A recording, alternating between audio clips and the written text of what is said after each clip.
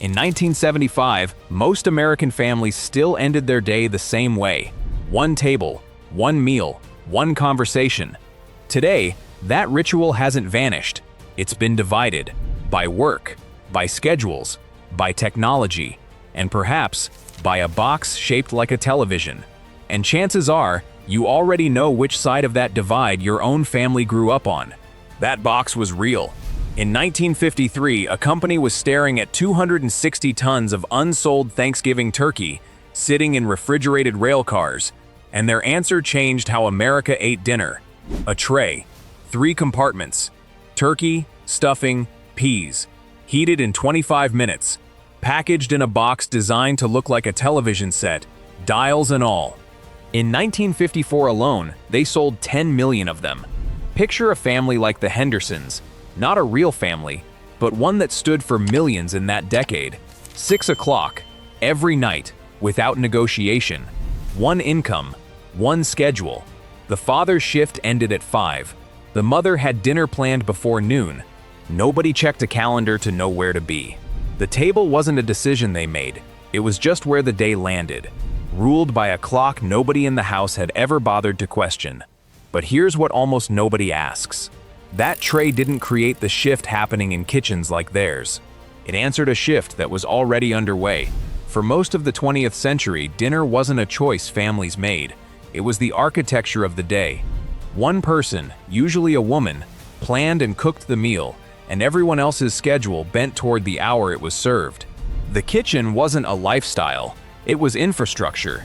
At the same time that tray was heating up in ovens across the country, something else was moving underneath the dinner table. Married women were entering paid work in numbers the post-war economy had never seen. The frozen dinner didn't cause that. It was the first quiet accommodation to it. A fast, guilt-free solution to a problem that was already reshaping the household from the inside. Here's where the story gets complicated.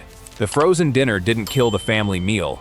For another 20 years, this family kept sitting down together, television tray or not. The real disappearance came later, and it wasn't caused by what showed up on the plate. It was caused by that same clock, starting to ask for more than one thing at once. By the mid-1970s, roughly 80% of American families still said they usually ate dinner together. That's the baseline researchers now measure everything else against. Somewhere, a family like the Hendersons was living this exact math. Both parents working now, shifts that don't line up. A commute that eats the hour dinner used to own. Sociologist Robert Putnam, tracking decades of survey data, found that exact pressure driving the numbers down through the late 1970s and into the early 1990s. 2 incomes, trying to sync around a table that used to answer to only one.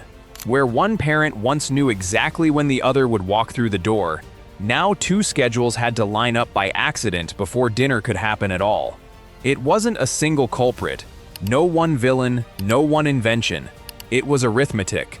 Dinner stops being the one fixed point in the day. It becomes one more thing competing for a slot that no longer stays open.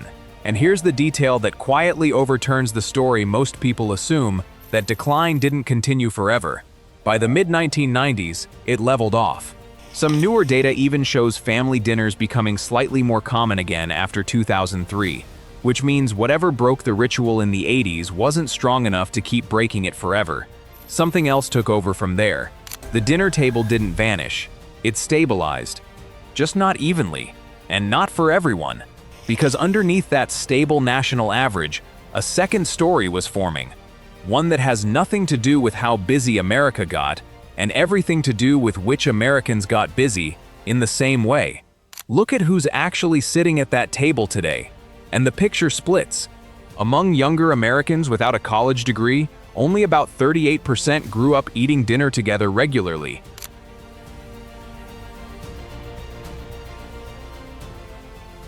Among those with a postgraduate degree, it's over 60%.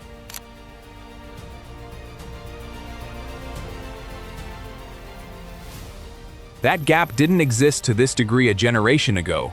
Here's a question worth sitting with. What could push 2 people, raised in the same kind of house, onto opposite sides of that number? Picture 2 grandchildren of that same family. One finishes college, takes a salaried job with a schedule set months in advance. Marriage comes in the late 20s. The household runs on one clock, and everyone in it can see the hour coming from a mile away. The other doesn't finish college, works retail. The schedule arrives by text, sometimes 2 days before the shift starts, and changes again the week after that. Not against marriage, not against dinner, just unable to build either one on a floor that moves every week. And it turns out this isn't only his story. Across the country, people working schedules like his are simply less likely to marry and less likely to stay married than people whose hours don't move. Not because they want it less, because a house can't hold anything fixed on top of a floor that refuses to hold still. But here's the part that reframes everything. Neither of those two grandchildren did anything wrong. One didn't try harder than the other. One was handed a floor that stayed still. The other wasn't. So the turning point wasn't the tray in 1954, and it wasn't any single decade. It was a slower rewiring. The family dinner stopped being something almost every household simply had, and became something that depended on whether your job let you set the clock or forced you to answer to someone else's. Picture a grandmother in a household like theirs telling her granddaughter something like, "We didn't schedule dinner. Dinner was just when everyone stopped." For a shrinking share of American households, that stopping point still exists on its own. For a growing share, it has to be built, deliberately, against a schedule that no longer holds itself open for free. Today, the numbers say the story isn't collapse, it's inequality.